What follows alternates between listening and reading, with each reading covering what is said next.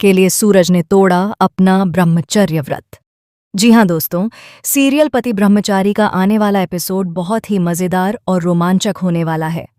कहानी अब एक नए मोड़ पर पहुंच गई है, जहां रिश्तों की परीक्षा होगी, प्यार और विश्वास की कसौटी होगी और हर कोई यह देखने के लिए बेताब होगा कि आखिर सूरज और ईशा का रिश्ता किस दिशा में जाएगा। इस एपिसोड में आप देखेंगे कि सूरज के पापा जी अचानक हाथ में तलाक के पेपर लेकर आते हैं। वह पेपर सीधे सूरज और ईशा के हाथों में थमा देते हैं। पापा जी का कहना है कि अगर तुम दोनों के बीच पति पत्नी का कोई रिश्ता ही नहीं है, अगर ये रिश्ता सिर्फ नाम का है और इसके पीछे कोई सच्चाई नहीं है, तो इस झूठे रिश्ते को निभाने का कोई मतलब नहीं है। वह साफ साफ कह देते हैं कि इन डिवोर्स पेपर्स पर तुरंत साइन कर दो और इस नकली रिश्ते को यहीं खत्म कर दो। दोस्तों, ये पल बेहद भावुक और झकझोर देने वाला होता है, क्योंकि ईशा की आंखों में आंसू आ जाते हैं। वह सूरज की ओर देखती है और उसे याद दिलाती है कि इस रिश्ते की शुरुआत तुमने ही की थी। तुमने मेरी मांग में सिंदूर भरा था, मेरे गले में मंगलसूत्र पहनाया था और सबके सामने मुझे अपनी पत्नी का दर्जा दिया था। अगर अब यह रिश्ता टूटना है तो इसकी जिम्मेदारी भी तुम्हें ही लेनी होगी।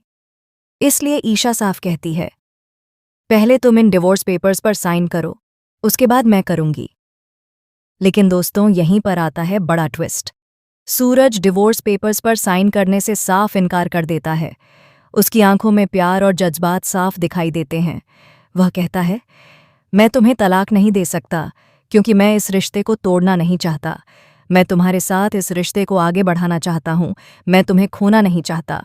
यानी कि सूरज का दिल आज भी ईशा के लिए धड़कता है। लेकिन कहानी यहीं खत्म नहीं होती। असली ड्रामा तब शुरू होता है जब सूरज के पापा सूरज के सामने एक कड़ी शर्त रख देते हैं। वह कहते हैं, अगर तुम्हें सच में ईशा के साथ रहना है, अगर तुम्हें यह रिश्ता निभाना है, तो तुम्हें अपने ब्रह्मचर्य व्रत को तोड़ना पड़ेगा। जब तक तुम ब्रह्मचारी बने रहोगे, तब तक यह रिश्ता अधूरा रहेगा।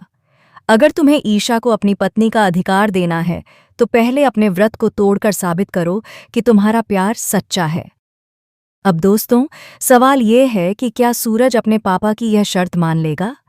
क्या वह सचमुच ईशा के लिए अपना ब्रह्मचर्य व्रत तोड़ देगा?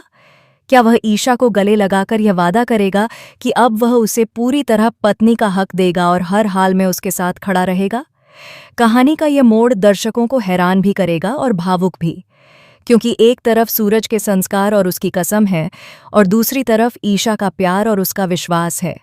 अब देखना यह है कि सूरज दिल की सुनेगा या पापा जी की बात मानेगा।